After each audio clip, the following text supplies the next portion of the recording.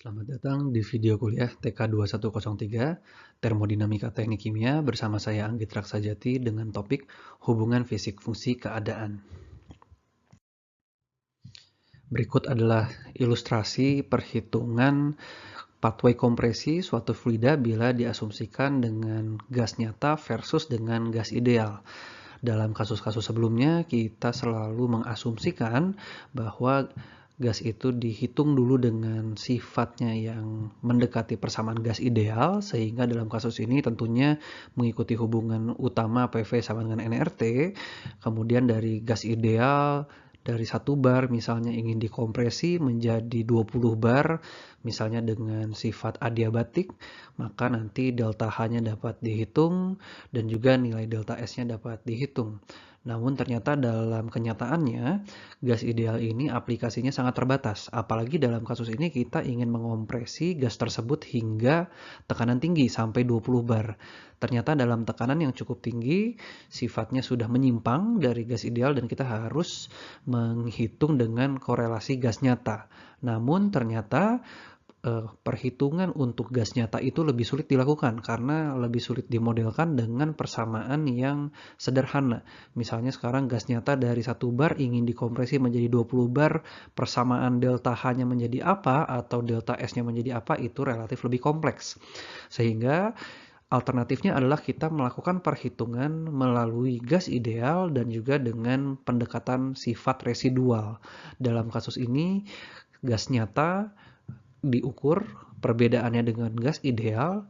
Nah, di sini akan ada yang disebut sifat residual 1, yaitu perbedaan antara kondisi gas nyata pada titik 1 bar versus dengan gas ideal pada kondisi 1 bar.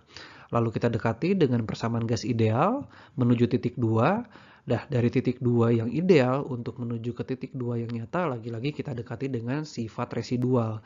Misalnya ada entalpi residual maupun entropi residual. Sehingga perhitungan residual ini atau residual properties secara umum dapat dihitung dengan persamaan berikut, selisih dari kondisi nyata versus kondisi ideal yang nantinya bahkan lebih banyak lagi kegunaannya untuk memprediksi sifat-sifat termodinamika lainnya. Nah, jadi sekali lagi sifat gas ideal itu relatif mudah diprediksi, namun tentunya banyak penyimpangannya, terutama pada tekanan yang sangat tinggi. Sedangkan sifat gas nyata itu sulit diprediksi, namun bisa didekati dari sifat residualnya.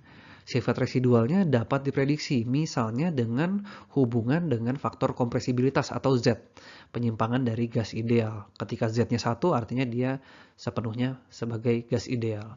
Nah, ini sebagai contoh ilustrasi awal bagaimana konsep ini dapat diterapkan. Jadi MR sama dengan M kurangi MIG. M-nya dapat diganti jadi delta H, misalnya delta H residual sama dengan delta H nyata kurangi delta H ideal gas. Delta G residual sama dengan delta G nyata kurangi delta G ideal gas. Delta S residual sama dengan delta S nyata dikurangi delta S ideal gas. Nah, di sini kita bisa berangkat pertama dari hubungan antara residual Gibbs atau GR dengan faktor kompresibilitas. Nilai Z ini sebelumnya sudah dijelaskan di video sebelumnya dapat dihitung dari misalnya persamaan keadaan ataupun dari misalnya persamaan virial ataupun generalized correlation. Dari sini ketika nilai Z-nya sudah diketahui, misalnya dari perhitungan Z-nya nilainya 0,95. Dari situ kita gunakan nilai Z tersebut, kemudian dimasukkan ke dalam integral dP per P dari titik 0 sampai titik P, kemudian kita bisa hitung nilai GR-nya atau residual Gibbs-nya. Ketika residual Gibbs-nya sudah diketahui atau GR per RT-nya diketahui, kita bisa gunakan lebih lanjut, misalnya di sini Do dari residual Gibbs per RT per Do P pada temperatur yang konstan akan sebanding dengan residual volume per RT. Sama halnya di sini, Do residual Gibbs per RT per Do T pada isobar dikalikan dengan minus T, maka kita bisa memperoleh nilai residual entalpinya.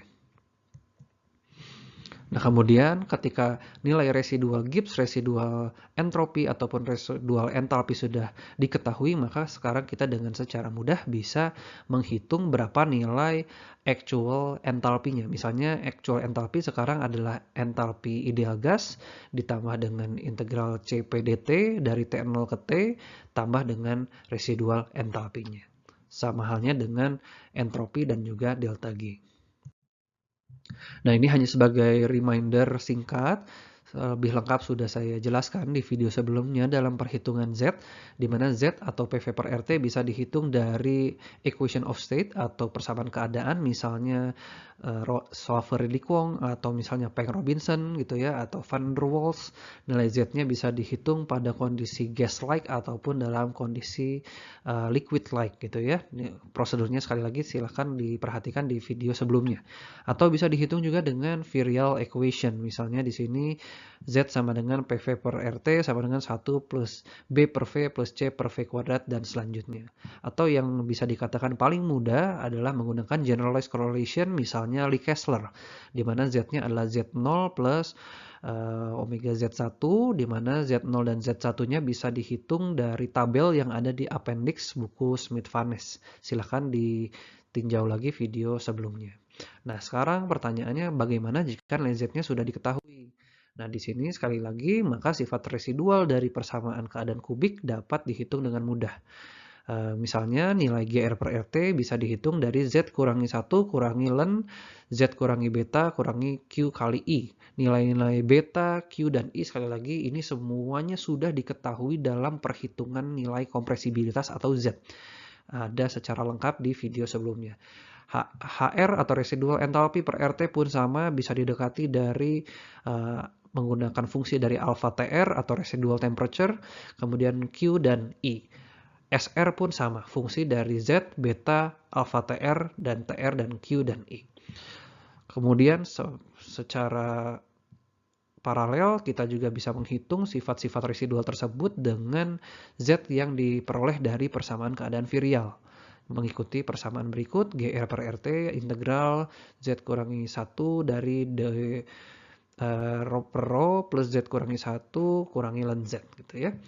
Dan terakhir, ketika nilai GR ini sudah kita ketahui, sekali lagi bisa digunakan untuk menghitung sifat nyata entalpi, entropi, maupun energi Gibbs di kondisi nyata. Tidak hanya berhenti di situ, nilai residual ini juga dapat dimanfaatkan untuk perhitungan-perhitungan lebih kompleks, termasuk ada kaitannya untuk modul berikutnya yaitu kesetimbangan fasa.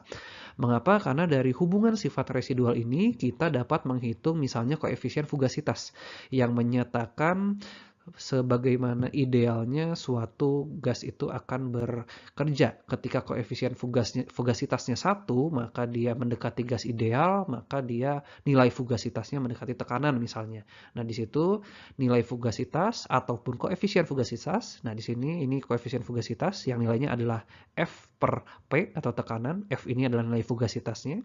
Makanya ketika nilai fugasitas sama dengan tekanan, koefisien fugasitasnya 1, dapat didekati dari hubungannya dengan residual Gibbs. Nah, yang kemudian berikutnya tadi adalah penyimpangan dari sisi gas. Sekarang bagaimana penyimpangan dari sisi cairan? Nah, itu juga bisa kita dekati, ini ada kaitannya dengan modul berikutnya, yaitu dalam sifat cairan atau larutan tidak ideal. Larutan tidak ideal itu dinyatakan dalam termodinamika, koefisien aktivitasnya, gamma, bernilai tidak sama dengan 1. Ketika dia ideal, maka dia gamanya 1. Ketika dia tidak ideal, gamanya tidak sama dengan 1 dan bisa dihitung lagi-lagi dari korelasi dengan excess Gibbs, di mana excess Gibbs ini merupakan konsep yang sangat serupa dengan residual Gibbs yang kita terapkan sebelumnya. Hanya excess Gibbs itu adalah residual Gibbs untuk sifat yang campuran, lebih dari satu komponen. Kalau residual ini bisa satu komponen ataupun lebih. Ya, sekian video singkat dari saya terkait hubungan sifat fisik keadaan. Kita lanjutkan di kelas. Semoga membuka wawasan dan memperdalam tujuan kita dalam perhitungan-perhitungan faktor termodinamika ini. Terima kasih.